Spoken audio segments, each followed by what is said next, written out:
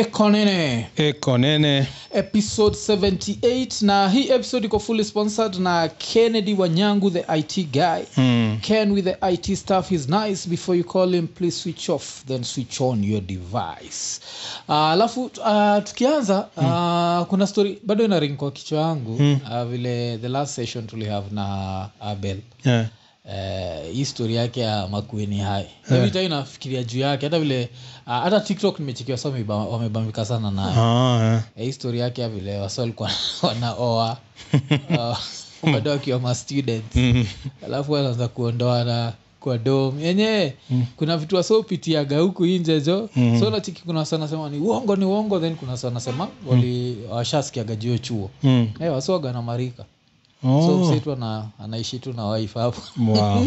Akigo through the 844 system. Unajua yani. So join semangari tembea kwingi ona mengi.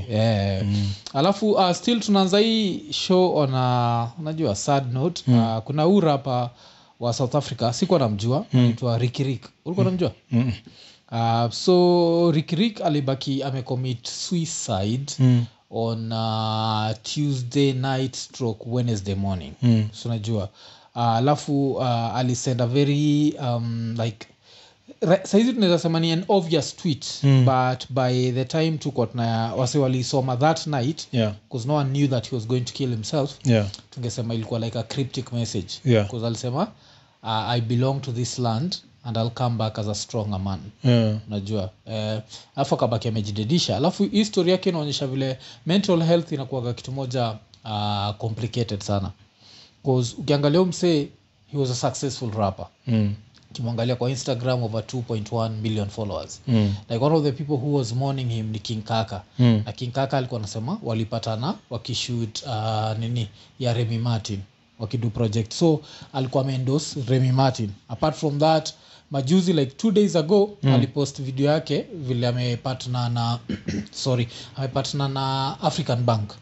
Usisahau hii ni South Africa. So that means alipata at least $1 million. That would mean like 7 million Kenyan shillings. Sorry, sauti yangu inaanza kupotea. So South Africa 7 million shillings you get a very nice house. Unajua hivyo? Compared to Kenya whatever. So this is someone who was successful, was living a good life but still killed himself. It shows you how complicated mental health is. And as Africans of course si wakati tunaambiwa kuwa mwanaume. So that's another like young like man lost like young human. So of course sujuaga like majority of audience yetu inakuaga males. That's why tuna put it out there ujue like hizo that it's normal, just try to seek help if you can. It's shit that people go through. It's not only financial because also assume it's only finance then is a kupush to the edge. Unapataka kuna wasa wako na do na bado wana go through shit. Kai hata hii tabia ya kujikatakata inakuwaga ya kiasi nasema ni ya kibabi. Ina happenigi na watu wana do. Unajua story ya kujikata. Ushapata na mtu yuko nayo? Kuna nini dem niko najua. Alikuwaga hivyo. Lakini tulikuwa friends. So hatukuwa tuna nini because kama hiyo ni risky jo. Wewe ni mtu anaweza kama kwa hawa yako alafu ajikate alafu iko ni wewe. Ujipate uko kamiti jo. Ile kitu unakuja unafaa kujua ni like maparo akilose mtoi all logic goes out the window. So inaweza kwa yeye ndio alifanya but hatataka watakufuata na everything they have. Afrika alikuwa kapunk. Miyo time ni some nigga from Isili ingeleta shida. Ingeletea shida ingine ile sijui. But I think alishaacha kudio cause still alive, still whatever. Ndio mnajua. Alikuwa anapenda sana the joint, so alikuwa na nini mimi wewe but sasa mimi nilikuwa tight kiasi na yeye. Nakajua kapunk sana nitakwambia baada hapa but at least saizi iko poa because this was like how over 10 years ago. So I guess alinini because alikuwa anapelekwa therapy. That's the shit, that's the luxury now sasa wasewa like hizi neighborhood zingine hana. Inabidi face that shit yourself. Which can be tricky. Alafu tukiangalia tukiruka kwa stories za politics, the biggest political story ile imekuwa happen so far ni history ya msanaitwa ni Abdul Samad. ile ili happen maside za coast. Ulicheki story? Kina Joho. Mimi sijui nini ili happen. Kuna tu msana disrespectiwa. I don't know what the fuck was happening. Wasn't interested, but I was being disrespected. Nini ili happen? So walikuwa coast, walikuwa Tononoka ground. Walikuwa kwa nini ya inaitwa Azimio. So in the process vile alienda nika mafala kadhaa zikambu na apart from kumbu akarushiwa like I think a bottle kwa nini kwa stage so vile alirushiwa nikakaanza kublame Joho. Unajua kuzawa wambeste na Joho mimi hujuaga those two niggas are super tight because I always see like ananikalia mse familia nishaona hizo mandai zao mimi hata niko najua ndio the next governor wa coast so kila mtu anajua hivyo so apparently maybe aliblame Joho alafu Joho pia akareact vibaya so alafu vile aliblame Joho akamwambia isijue ndio kafirwe ama what the fuck that's how the zile ninjas na read kama whatever zinasema alafu pia vile konafanya mkono hivi alafu in the process nani akatry kumcalm down anaitwa Junet alafu yeye pia nikaambia Junet pia yeye tu kafiri sasa vile aliambia Junet hivyo Junet akamsukuma kichwa kama mtoi mimi na find this is disrespectful like nifanyaje kichwa hivi hiyo naye even as kids now as a fully grown adult ukifanywa hivyo I think after hiyo aliona tu vile maybe he was outnumbered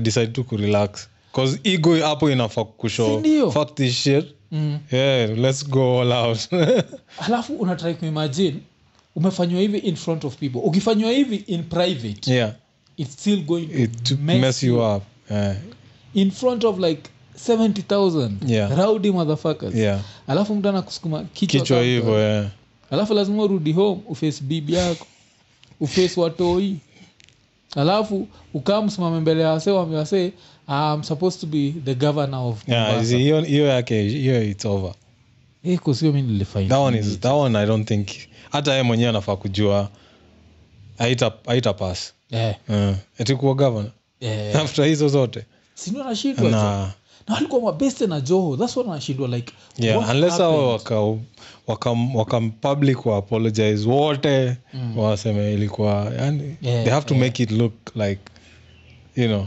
lakini politics the we were drunk they are Muslims all three Muslims. Oh shit so that's out so I don't know what they'll use as an excuse but so omsalitwa Abdul Swamad alafu I think alikuwa gamtoa Sharif Nasir because yeye itwa Abdul Swamad Sharif Nasir anga Sharif Nasir kama buda yule alikuwa anapatia ngamoyo headache alikuwa nini ka psychopath mbaya Sharif hakuna time walikosana wakaanza kupatia na headache unless mimi nakumbuka vitu zangu the only thing ninajua jia Sharif Nasir ni alikuwa specialize kwambia moi kuja ni alikuwa na lamba moi mbaya so ilikuwa huyo so hiyo ikanikumbusha vile tukiwa watu hii vile kwa tuna fight juu ya vitu za kijinga so kulikuwa of course na hiyo kisukumwa kichwa noma but apart from that sijui nyinyi mlikuwa gani ile unaweza kuwa umelala tu kwa grass alafu msea kama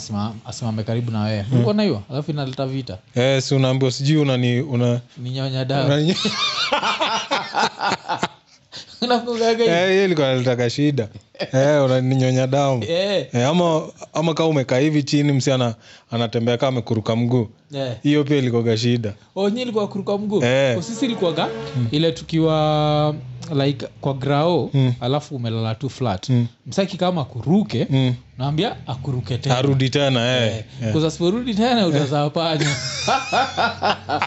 amko na hiyo sijui ilikuwa ni nini itafanyika but ilikuwa lazima urudi usiporudi ni vita ilikuwa ni vita so kila sana fa kujua ni that means that there is someone who's in their 40s another in their 50s and maybe even 60s wale walitandikana ngumi kitambo ndio walikuwa wanaogopa za panya ilikuwa kitu pumbavu watu walikuwa wanaona na wao so ilikuwa gaizo alafu ilikuwa na ile ujinga sijui kama ilikuwa na ile mnaekena wanted wanted alafu ilikuwa kama mnamalizana the last day of the school ilikuwa ni last day of school kulikuwa kuna ile temporary ile ya jioni saa 9 alafu sasa kulikuwa kuna ile ya last day. Ile last day ilikuwa gambaya cause weapons ulikuwa involved nini. Ule yake wanted na raya yote. Mimi zizi if anything most of the time ilikuwa ni mimi. So uli fight the last day of the school? Of course. Oh. Hiyo ilikuwa ni kawaida. Cause me nikiwa Olimo ndio nilifight. Okay, Nairobi. Raya 3. Kuna kamseka naitwa Rajab, alikuwa Gamnubi, hizo masaiza nini za Kibich. Ndio kulogana Nubi na Wajaka ni whatever. So kamseka naitwa Rajab, ako nikashainako. Alafu nani tena nilifight naye. Siku ya mwisho pia nikafight na Raya naitwa Gunda. Sasa Gunda ndio Raya nilikuwa na win. Ile niliambiwa nikashtukia sana nichimba na mawe kichwa. Ile ilikuwa Gunda. So hiyo na kisa mwingine ule nilifight nikiwa hapo. Ule nili overthink alikuwa kamse fulani kwa nito Gutu I think Raya fulani nilifight ginayo kwa class. So nilifight hiyo siku ngoja sijui wanted nilikuwa kasato fulani tunaenda chuo. Kwa hiyo chuo ilikuwa upuzi sana. Mko mnaenda at least 6 days a week from class 5. At least 6 days a week from class 5. Mkifika class 7 class 8 mnaenda 7 days a week. Kwa bullshit. That's why hiyo chuo ulimoni chuo upuzi. Hakuna kitu mtu ananiambia. But sasa gira inaitwa ilikuwa Gutu ama ilikuwa nani tu.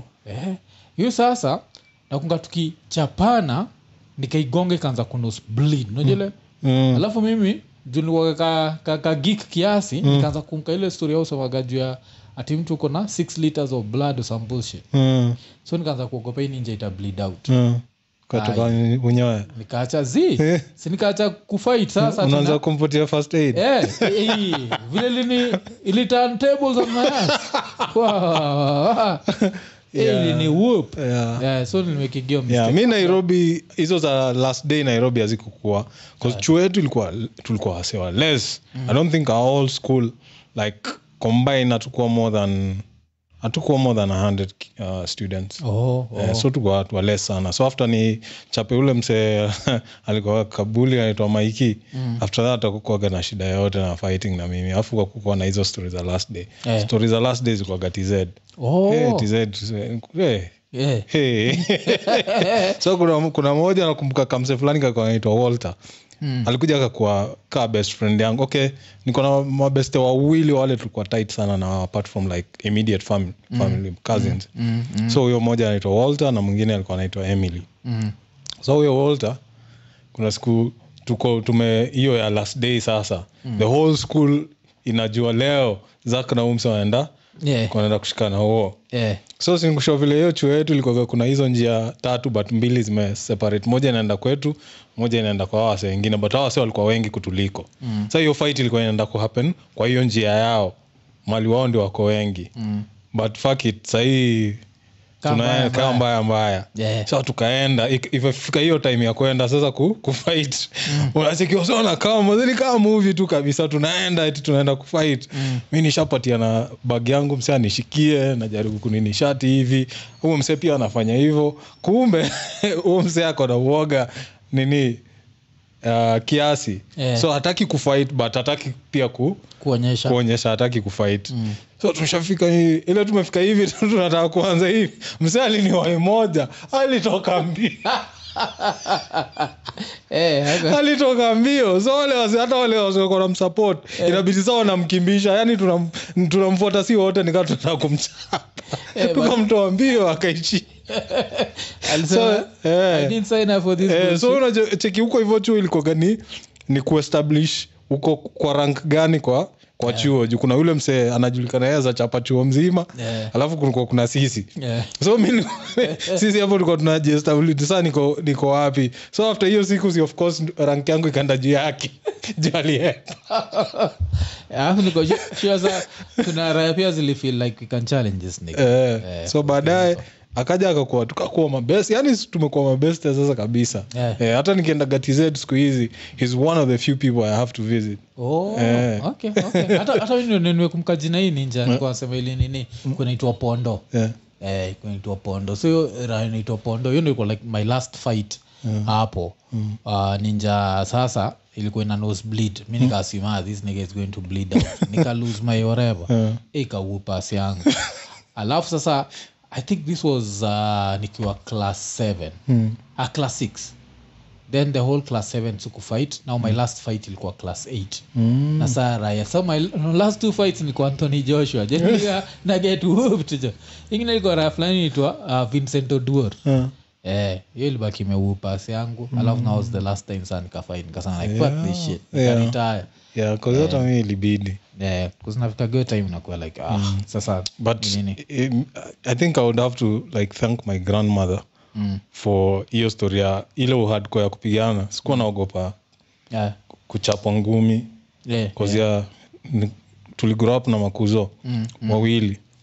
Alafu mmoja alikuwa sasa huyo mmoja ni mkubwa wetu, ametushinda na miaka ngapi? Yeye ametushinda na miaka 4. Alafu sasa kuna sisi wawili tuko almost age mates. Nimemshinda na mwezi kadhaa but si ni ma age mate. So tulikuwa tuna fight daily. Like si nikikushoni daily ni daily. Ile vita grandma alikuwa amechokaga na hizo vitu. So kuna siku hapo hivyo ametuambia umemove kila kitu mandoo manini eti sasa kaendeni sasa ndio iishi hapa. Sitaki kuona tena mkifight after hapa. Chapana mpaka ile December chapana mnaenda mnakaa chini mnaangalia mnalia nyote hamji nani ameshinda. Tunalia. Naambia nikiwaona tena. Watu hii. The next day mmesahau hiyo story. Vita tena vita. After a while grandma anachoka tena na hiyo story. Anatuambia hapo nikaa ringi na creatiwa. Unachikiwa makuzo yote wanakaa watch tunachapana tunaanza kulia na ile kuchapana utoini zile mangumia haziko planned so hakuna mtu anaumia but at least because na create hiyo sense of like saa ukikuwa huko nje watu wanachukua like alafu tayari nishagongwa sikusikia kitu mbaya sana ili happen so I can still do it again outside. So to got to get into fights kuzindi at least pia kitu moja ile nikiwa mtoi saizi niko sure siwezi but nikiwa mtoi kuteka punch hiyo ilikuwa like hiyo ilikuwa kuna shida alafu ilikuwa ile mimi sijui kabla nitokwe na damu yote nilikuwa nafura tu lakini sijui nose bleeding hata ni gongo yaje by the way nikiwa mtoi nilikuwa na hiyo shida ya nose bleed hata bila kuguzwa but kwa fights sijawahi kuna nose bleed but ile ya kawaida tu chuo za ocha unajua tulikuwa tunaenda mpaka shamba so zile siku umeenda shamba mazee tumetembea kwa jua unafika hivi kidogo na cheki msia na kusho zizi sijui kama ulale chini unashinda nini unajishika hivi unaona damu so unalishwa down sijui unaekewa kitambaa ya maji I don't know how those things used to work but even though misa ingekuwa tu zile za meno sasa hiyo nimegongana huku but huku nilikuwa tu vita tulikuwa tunachapana ile kitu nilikuwa nimeogopa ni sikuogopa ni kuna siku tulichapana na mse fulani na mse fulani alikuwa ananibuli alafu hiyo kazo wangu mbigi sasa akakam kuchapana na huyo mse huyo mse alikuwa anajua kuchapa alikuwa anajua msali kwa anamchapa hedi kani nini unachiki vile makondo ukamkaza kuchapa ikabidi tukamin sasa because mimi nilikuwa sure kuzoa na kuchapa huyu mse kwa jot kuzoa najua mkono but hii ninja ilikuwa mahedi nikaona kuzoa hapa kinaenda kuumana kabidi sasa tumeka mabeste wengi tukaganga mpaka tukamfukuza akakimbia otherwise alikuwa anaenda kudirisha kuzoa mahedi bwana na mimi hizo nimeogopa hizo unasikia sauti hedi kitu moja ni yeye mwenyewe pia anaweza umia ama kwa unajua story ya concussion ile ukihava concussion ati haufai kulala unajua hivyo cause inaweza mess up so you have to stay awake so msena shinda kigongana kichwa hiyo mse alikuwa anapenda hiyo yani azinio siku that's the first time when mse anapigana kama kondoo yani azinako anatumia ngumi yani tu head unasikia kichwa yako imelia kaa nini unagonga ukuta so they're like what the fuck that's what I did ikabidi tuende kumsema because there's always a nigga who's is ready to risk it all that's inakuwa kitu tricky na nini na stories za fighting so tukitoka hapo ni nini udem kwa tumesema will not no longer talk about her but she's here making headlines jo saizi ashamarika si Lilian anaandika kitabu Oh. She's writing a memoir. So uko interested in reading it? Kumbuka kitabu ya mwisho nilisoma, so I don't know if that's the first one I'm going to read. Audiobook? Are you Maybe audiobook. Maybe audiobook. I want to know what happened. Yeah. Because me, I'm not interested. I want to know what happened. Ni bibi yangu tulia sasa bana. Tumetosheka, acha let this nigga rest. But he wants like nini book ina McDo. So inamaanisha nini? Shares za hoteli zilienda kabisa. Maybe. Yeah, okay. And plus she might have some interesting stories to tell that have nothing to do with that nigga. But now you see he is going to be a chapter in the book, just a chapter, but it's a whole book. Haizi kuwa juu yake. But anaenda kuandika juu ya I think it's her time as the nini as Majako's first lady. Yeah, so she saw a few projects here and there. And now that's the question. Yosema hago amemarika to this dude. But if she's referring to herself as a first lady, what does that mean? Can you have your cake and eat it? Yeah. I don't know. Yeah, listen, I have no horse in this race. Yeah. I mean, we just think like this book is unnecessary. And that dude is not our favorite dude. Like Alfred Mutua. But we still feel like this book is unnecessary. Afusha notice kitu moja interesting. Like kurealize baadaye hatukuuliza Abel story. This name Mutua is just like ukitaka mtoto wako ako involved in film, mwite Mutua. Think about it. Alfred Mutua, Cobra Squad, some horrible shit. Alafu Ezekiel Mutua. Film. Yeah. Nakumbuka akiharibu kila kitu. Yeah. Then now there is the Mutua that these both people wish they were. Abel. Because Abel, I think at this rate anafaa kupoteza yo chairman ya ninijo. Yeah, I mean, film commission. Because this dude is passionate about film. Yeah. He writes. He knows what film is about. Unajua. And then he has them to. So how does that happen? Wana appointiwa? Appointiwa. Yeah, so then they normally appoint someone who has zero idea about it. Yeah. But to me, say ana need nini. Cause bana ungavile kwambia dude is writing like 70 episodes but aliandika ni 104 episodes za Real Housewives of Kawangware. 104 episodes. These are different characters. Yep. Like huyu atasema huyu aja ile tusikilanga mbele ya TV tuna watch shit looks easy. It's not. You have to come up na characters, you come up with a way that this blends into this. But sasa inajua kama ni Mcambodia na unataka mtu wako ako involved in film, mwite Mutua aje. Because somehow inaka that name Mutua and film they just go hand in hand. Ndio. Yeah. So Ishon vile tulisema iko fully sponsored na Kennedy Wanyangu, the IT guy, but still this is also the first show that's fully sponsored and has a segment ndani ile pia iko sponsored, si ndio?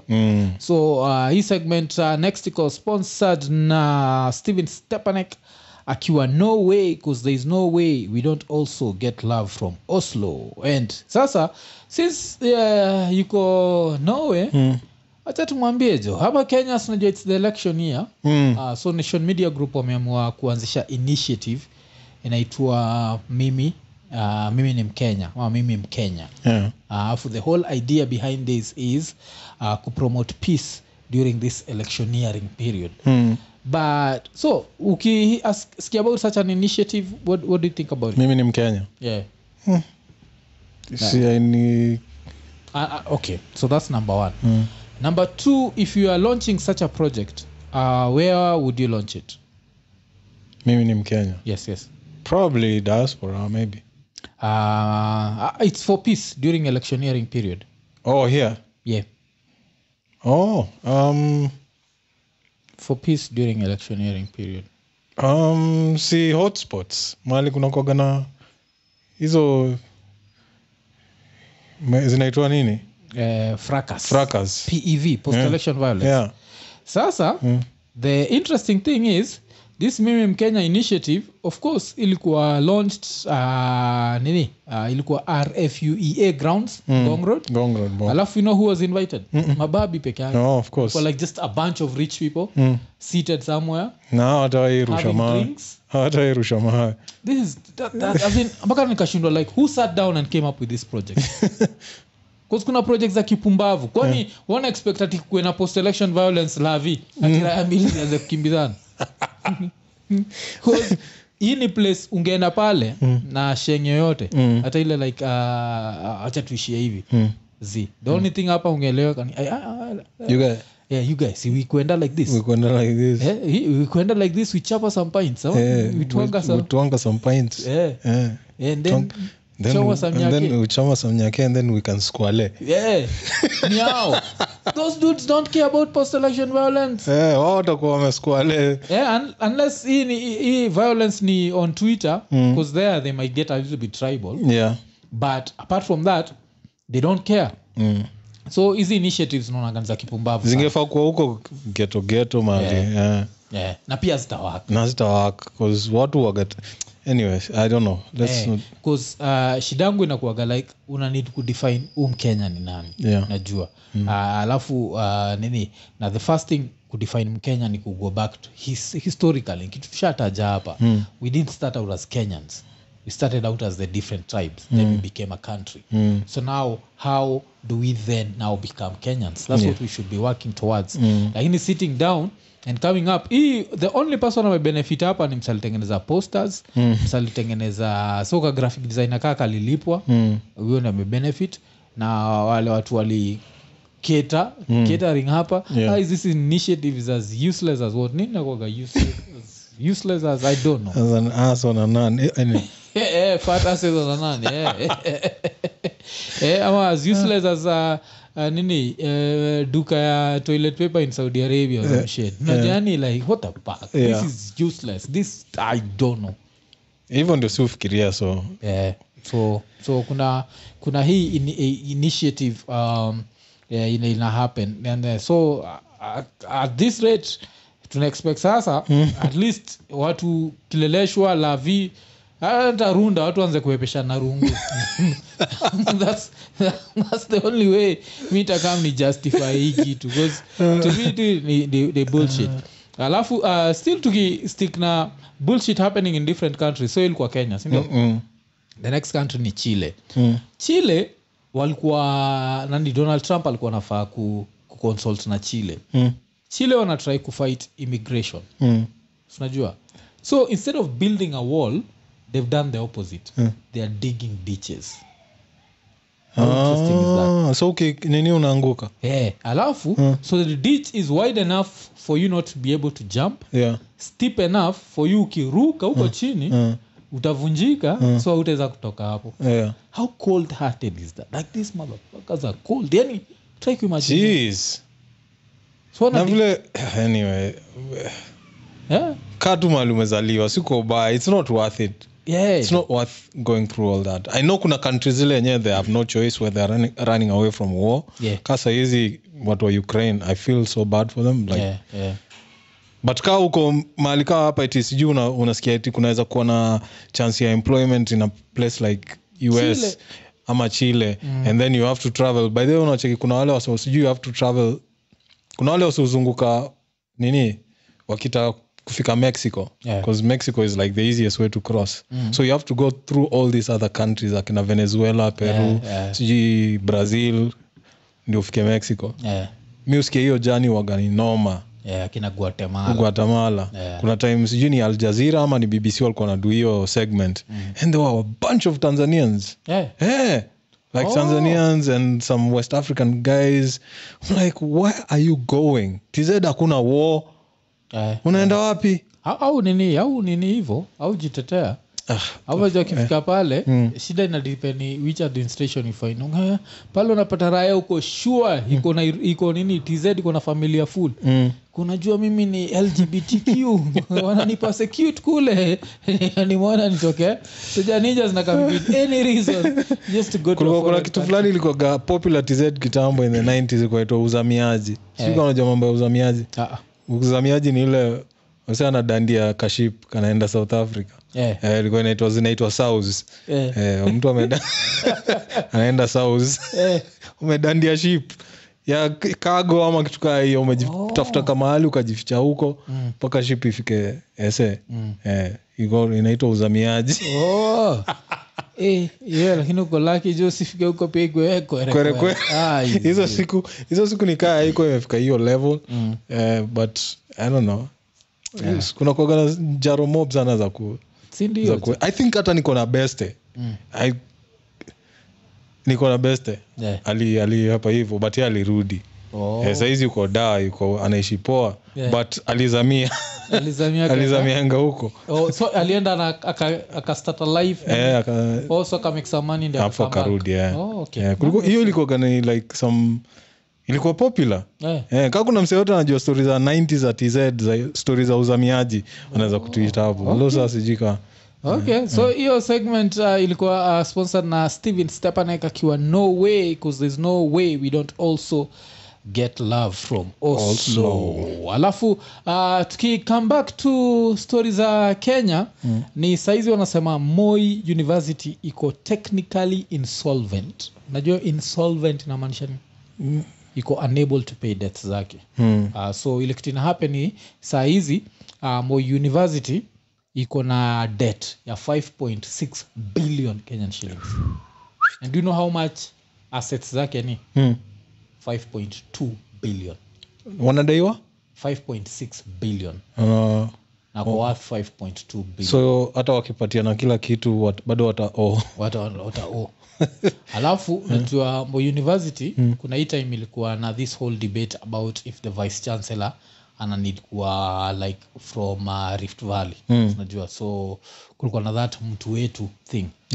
So this is an institution like when you think about Kenya's greatest universities utasikia msana bongajua University of Nairobi, Kenyatta University, Jomo Kenyatta na Moi University na Egerton. Those five sio?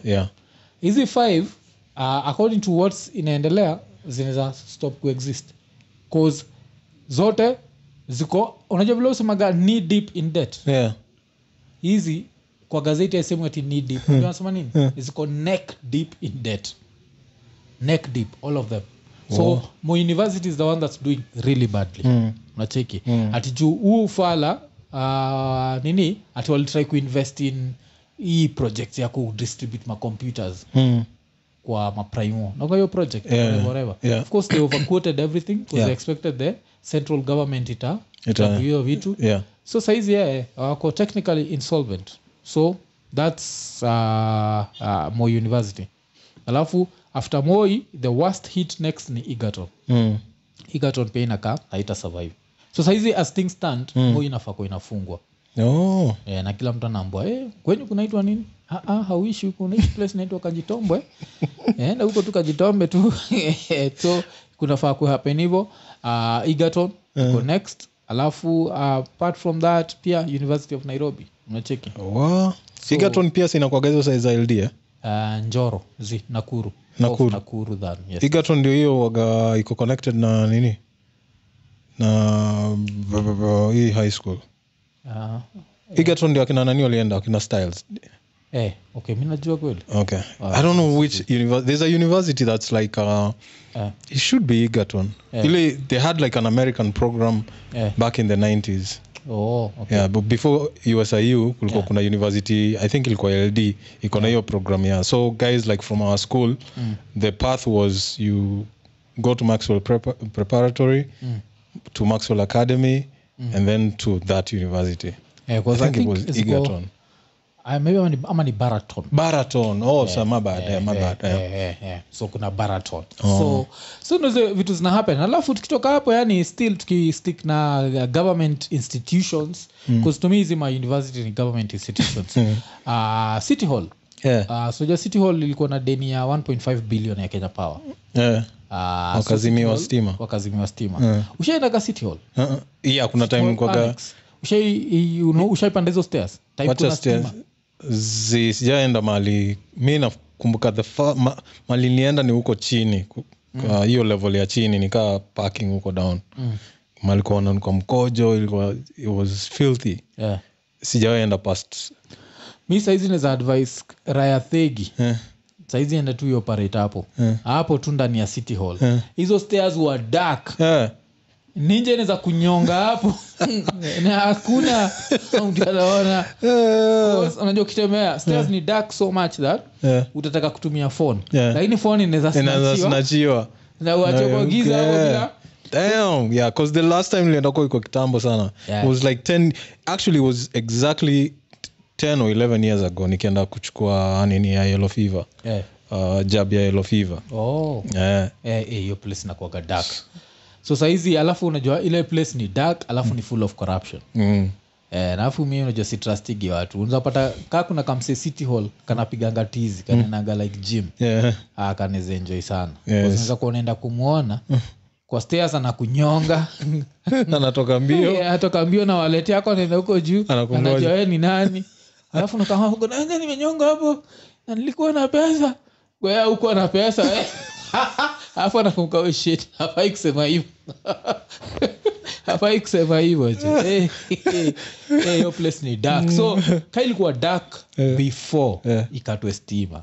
Saizi I don't even want to know because mbeleni ilikuwa dark juu I think pesa za bulbs za stairs walikuwa naiba. So unajua tu weekend. So saizi sasa iko dark juu hakuna whatever. Umesema historia au kuona na doo kanikumbusha story ya best fulani kwa tunaye job. So kuna time mitambo zilikuwa zikileta shida tunakwenda Machakos mali hiyo nini iko. So from the main road to where the mast is ni kuna distance kiasi. Alafu ikifika usiku nasikia kuna kuoga na mategi hapo hivyo. So kuna siku boy wetu alipatikana hapo hivyo na mategi. Katolewa ndani ya ndai wakalalishwa chini. Wallet nini ikachukuliwa.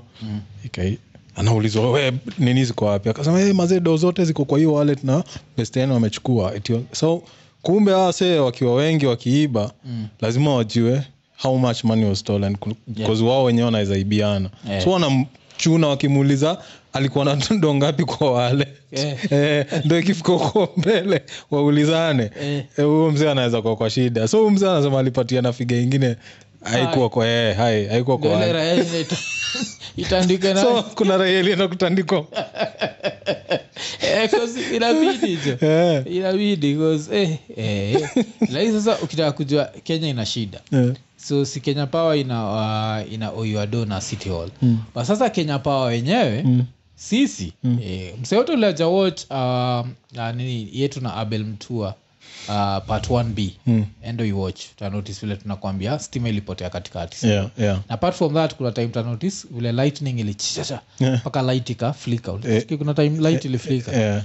So msata notice kwa hiyo. Sasa Kenya Power na plan ku strike. Na waki strike kuna threat ya blackout. Literally these motherfuckers have us by the nuts. What the fuck? Kenya Power employees wanataka kustrike. Alafu ukisikia reason wanataka kustrike, reason ya kipumbavu kabisa. Kile ina happen, kuna kitu inaitangwa attrition rate. Unajua attrition rate ni nini? Ni vile ati employees leaving and being replaced by others. That's hiyo ndio attrition rate. So a low attrition rate inamaanisha very few employees ever leave. So they are rarely replaced. But sasa what's happening is since wana work for Kenya Power and they rarely leave, they are old.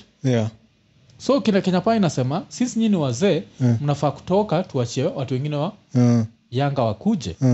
Hizi ninja zinakataa. But sasa una expect kama mzee kako 70 years old kaweza kupanda pole kakienda kutengeneza. What happened to that program? Kuna program fulani wali nini na NYS? Ama ujui hiyo program? Kuna program wameintegrate wanaitwa NYS. Yes. Sewa young. In fact wamekuwa wakipiga maraundi hapa wakionyeshwa the whole infrastructure ya Kenya Power. Because sasa hizi pia wao wako involved. And I'm sure they have better training in terms of like electricals na vitu kama hizo. So hiyo siku walikuwa wanapita hapa hiyo wanashindwa nikashindwa kwani tumefanya kosa gani? Tukaambiwa Azizi hii ni program mpya. So kuna wase wametrain wa kuwork for Kenya Power walikuwa NYS. So wamegraduate so sasa wanataka tu kujua hiyo infrastructure vile iko and then sasa pia wao ndio watakuwa wakia company wase wa Kenya Power. Sasa unacheki for easy job za kupanda juu kujenga transformer you need a younger because wale walikuwa young. So since sengine ni wazee wana try kupush you out but sasa wamekataa.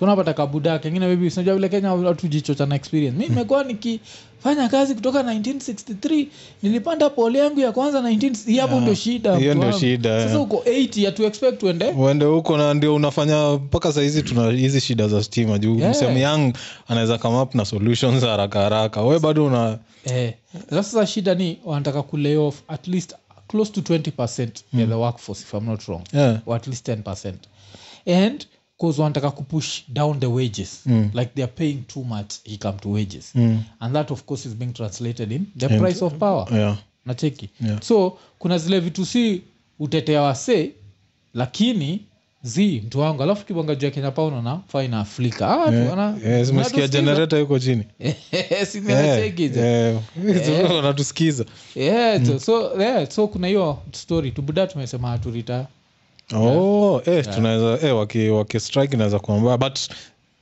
hiyo story ya NYS najua kuna vile wata step in kulikuwa kuna walikuwa wengi mimi walinishtua walikuwa wanapiga raundi hapa wakibao wanaenda hivi wanaangalia hizi line zote vile zimepita wanaenda mpaka kwa box huko wanacheki vile connection imefanywa so I think that's also like one of the factors inashtua wengine kwa sababu tayari kuna replacement so tunaweza end up tukiwa kwa giza na hapo tunajuaga yenyewe Kenya Power have us by the nuts because kukiwa na giza number 1 automatically watu kama sisi hatuwezi shoot number 2 hata tukiweza kushoot hatuwezi upload because internet kwa rasa internet na need power hizi mafala tu hope zita strike kumbuka vile president alituchocha sijui by December power itakuwa imereduce by alisema by 30% si tumengoja wali reduce tu kiasi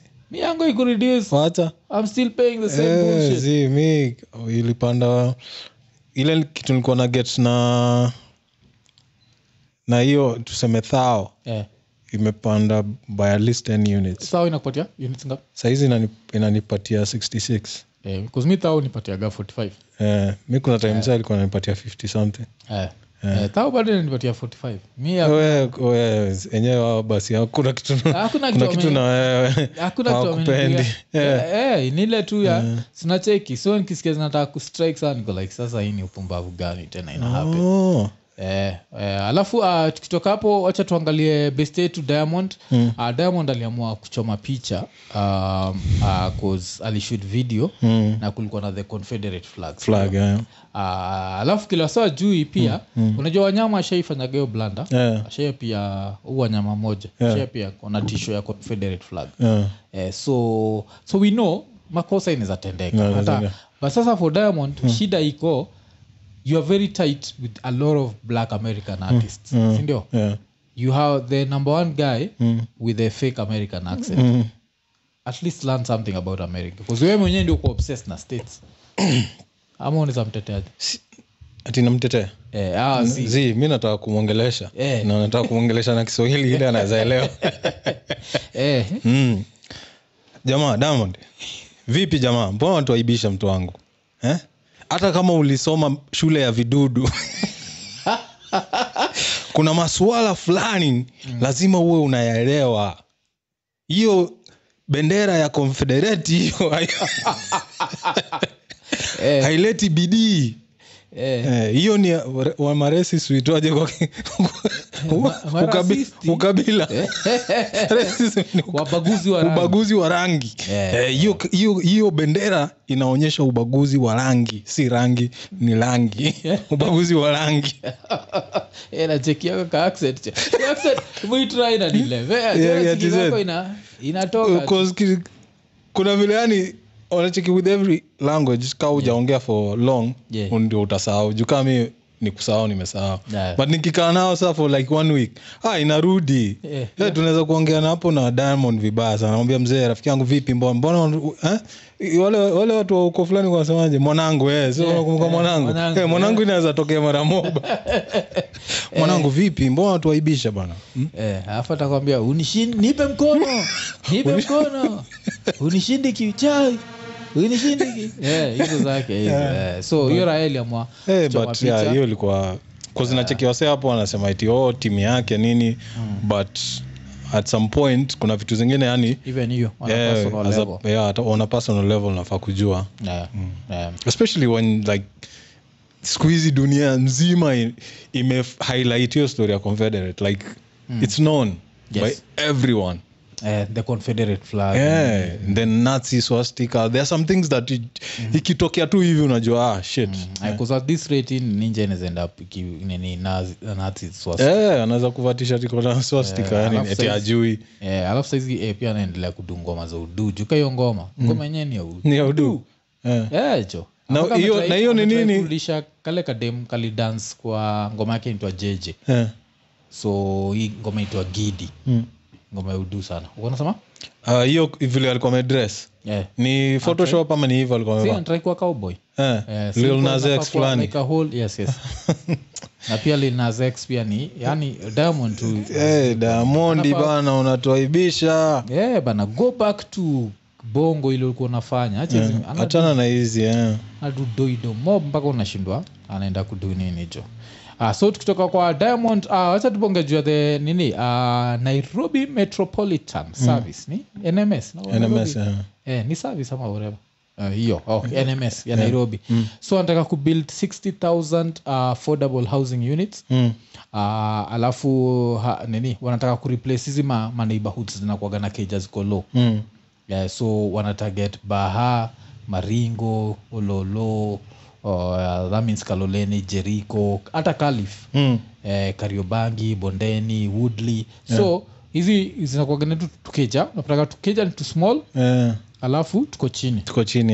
so saizi wanataka kuzireplace na ma high rise hizi high rise unajua ni floors ngapi 6 to 16 floors 16 yes so basically wanataka kuanzisha nini projects which is a good idea but hizo lift hazitakuwa maintained that's number 1 stairs number 2 maintained number 3 security manega security cause congestion cause hiyo ndio tulifanya projects za states zinakuwa na hiyo that high rate of crime cause kuna watu wengi na wamjuani na mnaishi kwa block moja unangoja watu wakienda kwa hao yao hapo kwa gate because we know 6 floors ingekuwa enough like if you have to go very far 6 floors but hizo wanasema 16 floors unless kwa kila block kuna some type of like law enforcement si watchi proper law enforcement nakumbuka zile makioski za makarao walikuwa wanajenga tao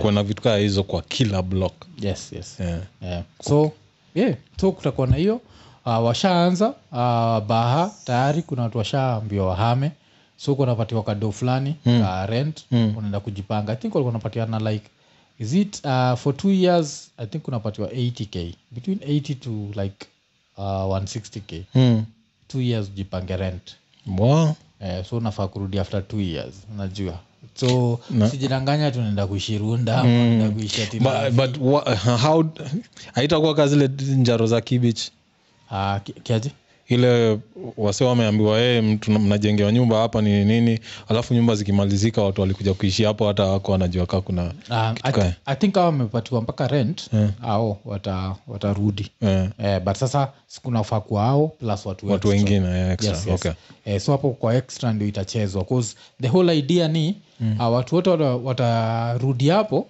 watapay 8,000 shillings per month for the next 30 years and then they own the houses so 8,000 for the next so it's a very good initiative shida ni is it going to but au mse NMS mi wanaganika yuko focused anakuaga focus kiasi inaweza happen let's just wait and see wacha tucheki vile story to happen so it's a good initiative but will it work the way they want wacha tungoje kwa unajua nini wakianza hivyo next wanaenda kwa slums alafu hivyo tuendelee kuichange slums coexist like hizo vitu fanyaga tu mlami wanatudharau unajua hazifai coexist in the form that they exist right now unajua zinafaa kwa zinakaa better Alafu tukitoka hapo acha tukamkua nini male health. Lakini hata before tubongejwa male health acha tukumbushe vile tumekwambia hii show iko fully sponsored na Kennedy Wanyangu the IT guy. Ken with the IT stuff is nice. Before you call him please switch off then switch on your device. Tukikumbusha usisahau individual channels zetu ziko up. Kuna time unaona hizo makada zipiti, so what we're doing is also putting them as the end screen. Tunazi mix up kama end screen. So zabaki umeenda hapo ukacheki channels zetu, but apart from that we mwenyewe kama unataka kusponsor show ya next week ama afterwards, cause nini segment moja tayari ishakuwa sponsored na the Mogo, Chris Mogo. Sponsor amesema nani akirudi part 2 anaitwa nani Abel akirudi part 2 anataka ka segment kamoja. Nice. So tayari ashai sponsor tayari. Yani so tunafurahia sana, kuna sana tu support roho safi sana. Chris Mogo alafu kuna wale pia wanahitio nini na kuna hiyo trend nataka kwa watu wawili. Yes. But it doesn't have to be like a lot of money. Anything. It's a pay, not pay bill, it's a till number. Yes. Which means you can go as low as 5 bob. You receive nini ya 5 bob. Ni poa. So kila mtu akiamua 5 bob kila subscriber tuko sawa, tunaweza kuona chai hapo kwa hii meza nini. Hii meza inakanga imekauka. Nini ka visitor kama kuja ndio vile tu home ilikuanga visitor kikao ndio soda inatolewa kwa fridge, otherwise sisi tumekauka. Ita nyingine tuna nini so kuna hiyo so nini apparently kuna study fulani ilifanywa inasema that 8% of men worldwide wako na low testosterone. 8% of men worldwide. So wewe uliulizwa zizi siku basi unajua bila ufanye hiyo average. So shida ni hizi raya madem wao wagawana blame wakifikiria zina cheat, kumbe raya iko tu na low testosterone. Cause low testosterone inamaanisha haujisikii. Yani na si ati dem yako peke yake, yoyote haujisikii unacheki. So now they think of a way to boost that, because you also don't want to boost it too much. Because if you boost it too much the nigga will want to fight, so you know shida testosterone. He can start raping, fighting. And apart from that nini tena happen tena. So kuna kuwaga na hizo disadvantages za na pia anaweza get violent na dem yake. So it's a very tricky nini one try to get like how do you cure that without pushing the testosterone level ikuwe too high. Because lazima keep it ikuwe at least ile average, not too much not too low. Because pia utaki ninja imesteady pia full time.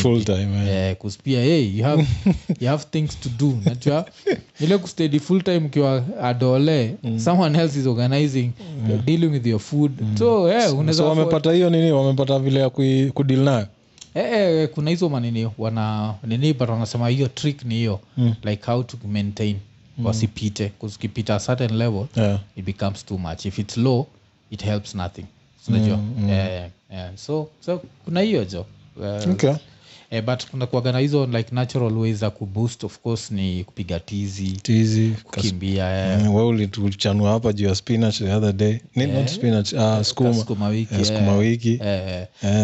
Ongeza skuma kwa diet. Si ndio je, lakini 9 to 5 ndio fanyaga hatupigi tizi check it. So kuna a lot of stuff right now. That's why unapata place ka Japan I guess watu washughuliki na madem because very low testosterone, because you work too much. Vile Japan na kuaga like the average job ni 10 hours. That's the least amount of hours. Alafu Japan so Japan ati unakuwa na ujinga hata you should treat the company as yours. Unafaa kuwa so loyal that even if another company offers you more money tunakaa hapo. Unataka ujinga? Sijasikia hiyo. Kuna kwa na hiyo. Ile najua ni na hiyo ilifanyaga watu hicho walikuwa wananichukia yani. Cause so kichuo kulikuwa kuna like workers. So kukiwa na function yoyote like parents teachers meetings nini kaa hizo sports day vitu kaa hizo. Watu walikuwa wanafikiri kishamaliza kitu ulikuwa unafanya unaenda unabeba bag yako unaishia. So maviti nini ziko kwa field eti hao workers ndio wanafaa kuzibeba. Mother alileta shida. Cause Japan watu wengi mother alileta shida. So ikabidi mastude wote wanarudi sasa kufanya hizo job. Kuchukua hizo viti, kupeleka kwa class, kufagia. So matiche kiasi wamefurahi. This is but my studio wamejam na mimi. Mimi na sister zangu wawili. So I'm like, nigga, I'm with you. Like I want the workers to do it. But hey, what do we do? So after hiyo first day ikakuwa sana alafu sasa unacheki ni ikakuwa ni every time. Now so unacheki my parents pia wamekam cause mother ako hapo, mbuyu ako hapo, tunabeba maviti tunapeleka. So inabidi my parents wengine pia wa join. So ikakuwa like a tradition and a running joke around the school yani. So some of the parents were actually enjoying it and some were like wale bougie niggas came with their Range Rovers. No, kuna zile the car at that time was a Muso. Nakumbuka Muso? Muso nakumbuka. The rich motherfuckers in our school used to have Musos, Benzes, and then now kuna wale watu tuko na 504 and then of course mbuyu ni na Toyota. So mzee amekamna Muso yake unataka eti aende kubebana na viti. So hako amebambika na hiyo story. Mother amezusha yani kuna hiyo time yote tunapeleka viti ana lecture matiche. Nini ana lecture nini. Mother alikuwa walimu walikuwa wamemchukia yani. Kwanza alikuwa analeta stress mob. Juu vitu wao wanataka kufanya kwetu doesn't make sense. Kama mimi na mabeste wangu wawili tuko tuna have sleepovers over the weekend kwa ma students wengine wameshaenda huko wamesnitch eti sijui kina zako akiendaga sleepover kwa kina Eric wana sijui vuta sigara wanakunywa pombe nini. So tunaambiwa hatufai kufanya hizo sleepover paka tunapewa punishment. So siku fulani mimi nikakataa kuchukua hiyo punishment, nikaambiwa eti saa umesuspendiwa nenda ukaite parents. Kuita parents nani alikuja? Mother. Wanauliza mother anauliza ni nini shida eti hao watu wa sleepover. Si of course na si mimi ndio nimewapatia permission. Weekend moja tunaenda kwa huyu, weekend nyingine wanaenda kwa huyu, weekend nyingine wanakuja huko. Shida iko wapi? Walikuwa wamechoka gana. But cuz hiyo tradition ya nini Japan haijuaga watu ndio washa class. Watu washa class nini kila kitu tuko na so funny enough nini starch ilikuwa hivyo. Starch ndio tuko tunasha class, tuna sweep, tuna whatever kulikuwa na hiyo. So you see home ilikuwa alafu mna sweep kulikuwa na hiyo. Mimi nakumbuka home ilikuwa gani maid alikuwa kazi yake ilikuwa ni kupika. Akishapika ikifika 5 anaishia kwake home. So sisi tukikula sapa vyombo ni sisi. So ilikuwa kuna time tulianza sijui ni hii day ni mimi, day nyingine ni mother, day nyingine masita zangu walikuwa small sana. Angefanya so ni mimi kuzo. After some time hiyo ikakuwa too much. Kama sasa wewe ukimaliza tu na plate yako, wewe ingia kitchen, malizana nayo na uende ukalale. Tukaanza kwenda hiyo. So tukawa nimezoea hivyo ndio most of the time unapataga. Alafu unajua hiyo story imenikumbusha vile like different countries funny traditions. Another funny tradition inakuaga Netherlands.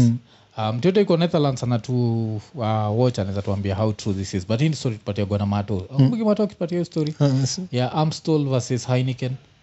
Like inakuaga so personal. Those are two Dutch beers, ndio. So hiyo Amstel alafu amani suit ya Amstel na Heineken.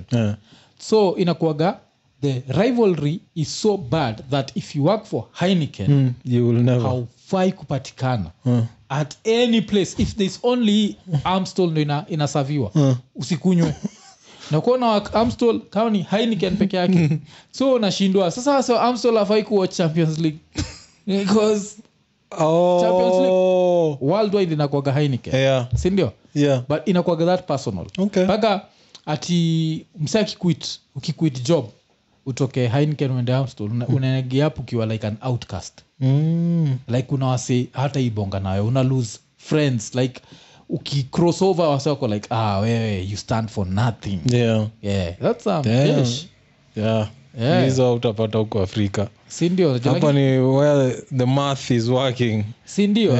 Alafu sisi zinakuwa tu ni kampu moja. Ni EABL. Hizi zingine zote utritiwa ni kazi na create changa. Ushainotice? Ukiambiwa wase una drink any brand iko under EABL. EABL unatuna kunywa changa. Wase ukichuaga. Kuna time kampuni fulani ka South Africa kalikamku kalifikiria anaweza kuja kushtua huko Castle. Walishangaa. Walishangaa. Hii market yetu hii kuipenetrate cutthroat. Alafu unajua hiyo ni kitu zina Kenya cause kuna kuogana hiyo like monopoly iko kwa wingi sana. Cause angalia nini TZ Pepsi Coca-Cola ziko. Sisi Pepsi tuliua. Si ndio? Bia ziko ni EABL ndio dominant. EABL Safaricom. Yani kuna some form of monopoly for everything. Nacheki. Kwa hata TZ ikikam story ya pombe zote huwa za TZ za Kenya za SA hiyo Castle huko waga popular sana. Kwanza inaitwa Castle huko inaitwa Castle. I think hata nani akitupatia stories alisema hivyo. Nani? DNA. I think alitaja. Alitaja Castle. Hiyo inakuaga huko. Nipe hiyo moja. Castle. Kaangalia nipe. Si hapo ndio ileta story yake nipe.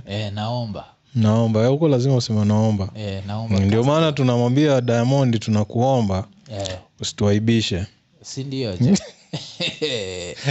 Alafu sasa tukimalizia tunamalizia story moja sad sana ni msanii anaitwa Oscar Ikinya. Oscar Ikinya yuko na condition fulani ya ajabu. Ile inaitwa trimethylmenuria fish syndrome. So basically what that means is he smells like a rotten fish. Alafu it's a condition who happen to human beings. So you're like the way nature is not perfect. So yake anasema he never had this condition. He used to work in a bank. But sasa hii bank alikuwa na work ilikuwa karibu na the US embassy. Alafu nini happen US embassy in 1998? The bombing ikalipuka. So vile bomb ililipuka, yeye alikuwa a normal person kabisa. So bomb ikalipuka, alafu akashtukia mabesi zake wamekufa, alafu yamejaa damu. Alikuwa na damu mob kabisa. So of course na few injuries akaenda akapona. Then after apone, every time anaenda around wase atikio so uncomfortable na yeye. Sana you know like what is happening here? So ndio eventually akamwambia like buda unatupa unafaa kuoga. Kwa like but nilioga kwa sababu with time nose yako inazoea. So yeye kwanza siku za kwanza vile alianza kufeel hivyo alikuwa anashindwa nini imerot hapa so ndio sasa anafikiria something might have happened that time ile mess up system yake. Alafu sasa akaenda na hiyo condition. How fucked up is that? Damn, haina treatment. Nikaa kuna treatment. That's number 1. Number 2, let's say there's a treatment in America. How will you survive this 15 hours ukitravel kuenda huko? Hauwezi wekwa first class, hauwezi wekwa. So unless mtu akubebe na cargo na kuweka huko cargo which is not accepted, you're basically fucked. So unless you're rich enough to bring a specialist could treat. Ama kama what the fuck, that's crazy. Na he's like ni condition inajulikana watu wengi wako nayo ama ni yeye peke yake? Ni watu wengi wako nayo. So treatment haiwezi kuwa lazima uende si lazima kukwenda vile sawa shaka map na vitu unaweza meza tembe nini. Maybe I import. But maybe someone zapata ziko expect. Maybe ziko expect. Bana kuonyesha kabla nature ikwagi. Fuck, that's crazy. Like cause unapata kuna hizi conditions wase waganazo hizi za kusweat. Unajua kuna wagana hiyo. Alafu sasa ya kusweat kuna kuagana ile ni mkono peke yake. Which is a little bit uncomfortable but that's not bad. Ile mbaya ni ya mwili.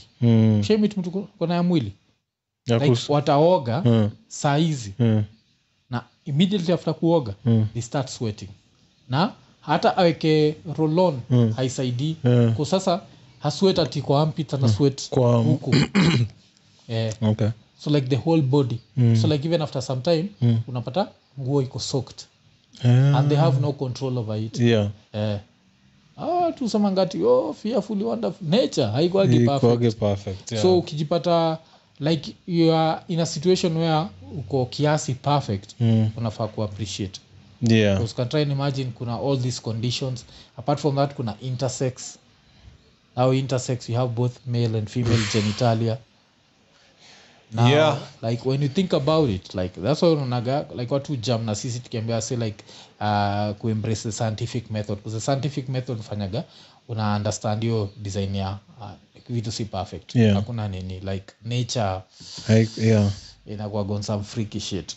Na so kuna story mimi siko najua hiyo nini, but nilishtuka sana. So mse anasema he has some good days where hata nini, alafu sasa shida ni mapua yake isha nini tango hiyo inaitwa whatever fatigue, ni nose fatigue.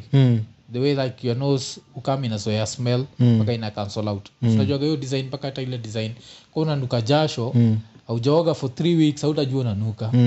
Msee ase ujichoke na perfume sana unajua tukao watu wanakunusa lakini wewe unaumiza wase na ujui because umejichoke na afu nose fatigue. Sasa wewe usmell your perfume hata unaenda kuongeza like unacheki because nose fatigue like we can smell you but you can't so yeye huagana hiyo like naturally because it's unajua an evolutionary process ile ndio uweze kusmell other new smells ile ukoshazoea ina cancel out ndio.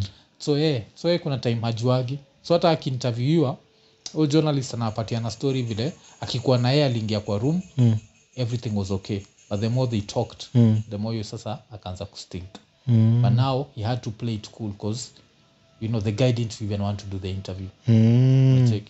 Alafu ati all this inaweza kwa like linked back to Osama bin Laden. Fuck Osama bin Laden. That nigga. Alafu the fact ilipatikana ikiwatch porn. History Osama ni bambanga sana. Osama bin Laden. Because naweza taka kujua sana kama Navy SEAL walidanganya. Alisema kimseki kilikuwa na a healthy porn collection.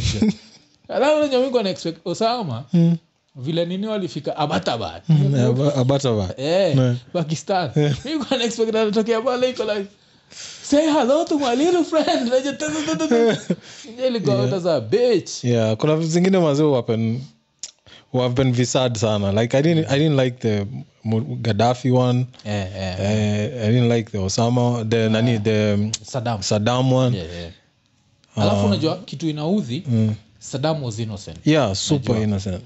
Gaddafi was basically pia innocent. Like the only guilty party Osama bin Laden na Saudi Arabians.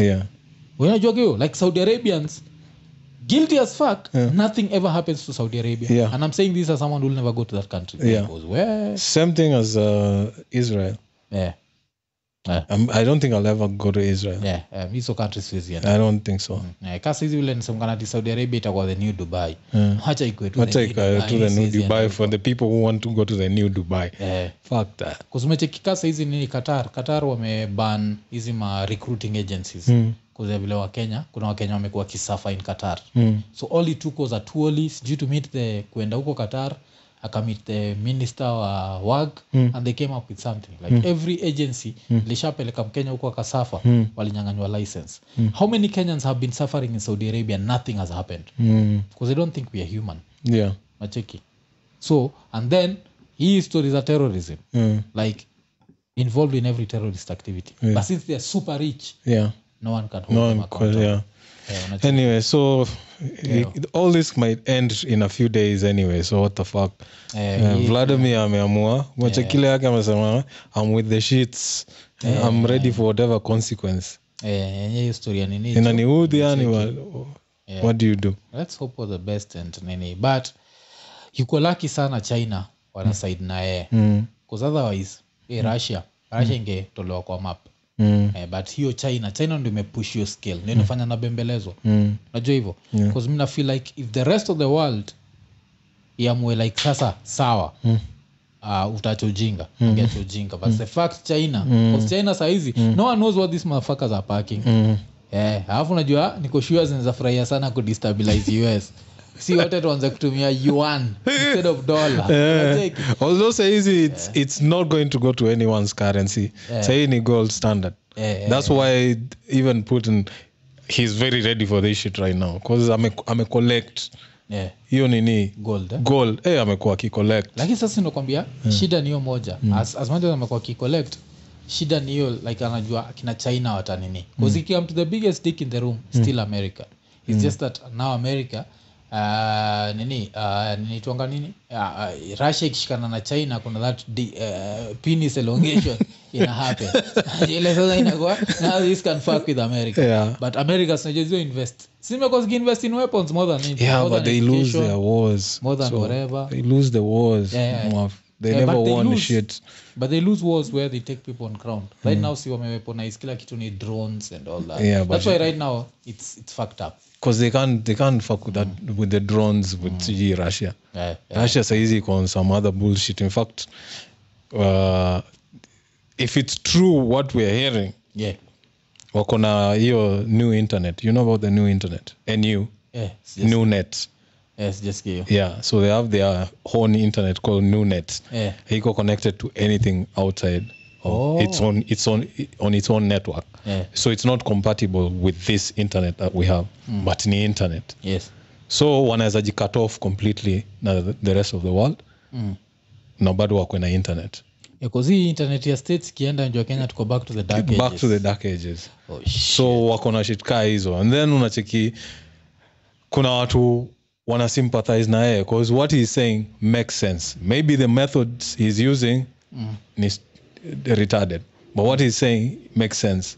You can't have countries coming to my border, the borders of our country, with building military bases when if I try to do that in Mexico and Canada, you know what will happen. So why are these guys expanding? So what he's asking these guys is like, listen, just don't expand, just relax. Mali mko sawa. Wazi chukua Ukraine ikue part of NATO. It's not going to work. Like this is Russia. Unachekio history ya Russia na Ukraine, especially after as in it's Russia. Unacheki huyo president alikufa before Vladimir. Mikhail Gorbachev mother yake ni Ukrainian, mbui wake ni Russian. So it's like family ties. So you coming from Europe to call them into NATO, how does that make sense? You don't have the same cultures. You're very different. So hii ni strategy. So I mean, to some extent I feel him. It's just how he's going about it that is fucked up. And it's about time America got somebody who can match them. So to some extent. Kennedy language. I love you Americans, but Russia is wikile nacheka ni vile Kenya amesponsor show yani tumeenda tukibonga je vitu dark the end of the world. Vladimir, a new internet. Damn. Vladimir is doing some crazy shit. So hivyo ndio tunamalizia episode 78. Episode 78 ya Iko Nini ilikuwa fully sponsored na Kennedy Wanyangu, the IT guy. Ken with the IT stuff is nice. Before you call him, switch off then switch on your device. Usahau like, subscribe, hit the notification button. Tumefikisha 12,000. So on the road to 13,000. Ndio tunatry kuona kama next week tunapata mkurugenzi part 2 tutabambika. Last time vile tulisema stima ili lost was beyond our control. Alafu sasa in March tunatry kuona kama pia tunapata Omolo inaweza kuwa poa. So acha tuone kile kita happen, si ndio? Tukimalizia show tukisema Iko Nini.